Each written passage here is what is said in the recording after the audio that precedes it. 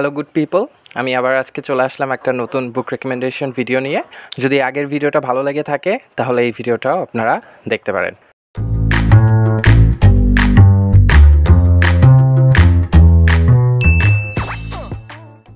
তো আমার আগের ভিডিওতে আমি বিগিনার ফ্রেন্ডলি 3টা উপন্যাসের কথা বলেছিলাম। আজকে আমি কথা বলবো শুধুমাত্র একটা বই নিয়ে। তো আজকের বুক রেকমেন্ডেশনটা হচ্ছে সাতকাহন বাই সমরেশ মজুমদার। এই বাংলা উপন্যাসটা আমার অল টাইম ফেভারিট। এটা আমি পড়ছিলাম রমজান মাসে, কারণ এটা খুব বড়, সম্ভবত 2000 পেজের হবে। আর এর আগে আমি কখনো এত বড় বই পড়ি নাই। এই বইটা পড়তে আমার সর্বোচ্চ 4 দিনের মতো সময় লাগছে, কিন্তু আমি ওভারঅল বলবো যদি আপনাদের একটা কমিটমেন্ট থাকে যে না আমি একটা বই পড়তে চাই, তাহলে এই বইটা দিয়ে আপনারা শুরু করতে পারেন। তো সমরেশ মজুমদারের সাতকাহন বইয়ের গল্পটা হচ্ছে একটু আলাদা। এই উপন্যাসটা প্লট ড্রিভেন এবং ক্যারেক্টার ড্রিভেন অ্যাজ ওয়েল।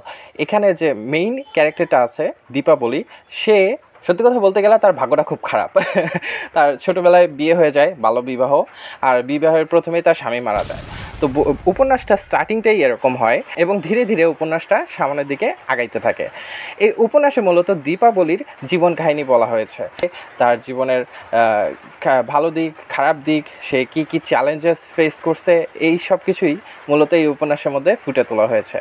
এই বইয়ের কিছু কিছু অংশ রয়েছে, যেমন হচ্ছে তার ছোটোবেলার অংশ, তারপর সে পড়াশোনা করতে কোথায় যায়, তারপর পড়াশোনার পর তার গ্র্যাজুয়েশন শেষে তার জীবনটা কীরকম হয়, এগুলোই মূলত এই উপন্যাসে ধরে রাখা হয়েছে। উপন্যাসটা মূলত 2 ভাগে ভাগ করা, পার্ট 1 আর পার্ট 2। আমার কাছে যেটা আছে এটা হচ্ছে পার্ট 1, আর পার্ট 2 দুটোই একসাথে ইনক্লুডেড। তো আপনারা চাইলে এই বইটা যে কোনো জায়গা থেকে কিনে নিতে পারেন। সমরেশ মজুমদারের সাতকাহনের ক্যারেক্টারগুলো অনেক সুন্দরভাবে লেখা হয়েছে। আমার সবথেকে পছন্দের যে ক্যারেক্টারটা হবে সেটা হচ্ছে দীপাবলি টিচার, কারণ দীপাবলি টিচারটাই তাকে খুবই ইন্সপায়ার করে তার পড়াশোনা এগিয়ে নেওয়ার জন্য। যদিও বা দীপাবলি ছোটোবেলায় বিয়ে হয়ে গেছিলো, সে জানতো না যে তার লাইফে কী করতে হবে না করতে হবে। She was going through a very confusing phase, আর তার জীবনে দিক নির্দেশনা নিয়ে আসে তার টিচার। দীপাবলির বাবাও খুব ইন্সপিরেশনাল একটা ক্যারেক্টার। তিনি সবসময় দীপাবলিকে সাপোর্ট করছে এবং করেও গেছে। কিন্তু এই বইয়ের মধ্যে আমার আরেকটা ফেভারিট ক্যারেক্টার আছে, যার নাম আমি এখন বলবো না। ওই মহিলাটা দীপাবলির লাইফে একটা ইন্সপিরেশন হিসেবে চলে আসে। তো আমরা বলতে পারি দীপাবলির লাইফে 3 জন ইন্সপিরেশনাল ব্যক্তি আছে, তার বাবা, তার শিক্ষক এবং সেই মিস্টেরিয়াস মহিলা।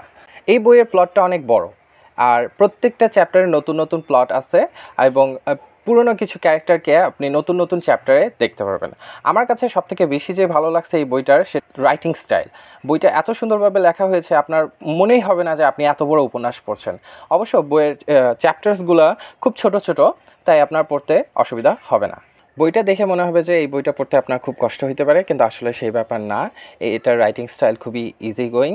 আপনি একবার যদি পড়া শুরু করেন তাহলে ইজিলি আগাইতে পারবেন। যদিও বা এই বইয়ের 2টা পার্ট রয়েছে, আমার কাছে যেই পার্টটা বেশি ভালো লাগছে সেটা হচ্ছে পার্ট 1। পার্ট 1টা খুবই কম্পেলিং ছিল, আর আমার মনে হয় যে দীপাবলি ক্যারেক্টারটা অনেক সুন্দরভাবে ফুটে উঠেছে পার্ট 1-এ। আমার কাছে পার্ট 2-তে দীপাবলিকে তেমন একটা ভালো লাগে নাই। তাকে আমার মনে হয়েছে যে সে খুব অ্যারোগেন্ট হয়ে গেছে দ্বিতীয় পার্টটাতে, বাট প্রথম পার্টে শি ওয়াজ ভেরি গুড। সাতকাহনে দীপাবলির লাইফের আপস অ্যান্ড ডাউনস অনেক সুন্দরভাবে তুলে ধরা হয়েছে। আমি প্রথমে ভাবছিলাম যে এখানে খুবই অনেক বড় বড় প্লট থাকবে, আসলে সেরকম প্লট না। এই বইটা মোস্টলি ক্যারেক্টার ড্রিভেন, কারণ আপনি যখন এই উপন্যাসটা পড়বেন এবং পরবর্তী পেজগুলোতে যাবেন তখন আপনার মনে হবে যে হ্যাঁ, আমার দীপাবলির প্রতি একটা ভালোবাসার জন্ম নিচ্ছে, কারণ সেই ক্যারেক্টারটা আসলে খুবই ভালো। এবং এই উপন্যাসে দীপাবলিকে খুব ভালো মানুষ হিসেবে দেখানো হয়েছে। সে খুব ফ্রেন্ডলি, মানুষের সাথে অনেক সুন্দরভাবে কমিউনিকেট করতে পারে, এবং একটা ছোট গ্রাম থেকে এসে একটা মেয়ে কলকাতার মতো বড় শহরে নিজেকে অ্যাডজাস্ট করে নিতে পারতেছে। এই ধরনের উপন্যাস আসলে আমি কখনো পড়ি নাই। তো এইটা দিয়ে আমার শুরু হয়েছে। তারপরে সেকেন্ড যে বইটা আমি পড়ছিলাম সেটা হচ্ছে আমি আমার আগের বুক রেকমেন্ডেশনে পোস্ট করছিলাম, যেটার নাম ছিল সন্ধান আমার ক্ষণে। তো আপনারা যদি ওপার বাংলার কোনো উপন্যাস দিয়ে বই পড়া শুরু করতে চান তাহলে আমার মনে হবে যে সাতকাহনের থেকে বেস্ট কোনো অপশন হইতেই পারে না। তো এটাই ছিল আজকে আমার তরফ থেকে বুক রেকমেন্ডেশন। যদি আপনাদের ভিডিওটা ভালো লেগে থাকে তাহলে অবশ্যই like and subscribe. Thank you so much for watching.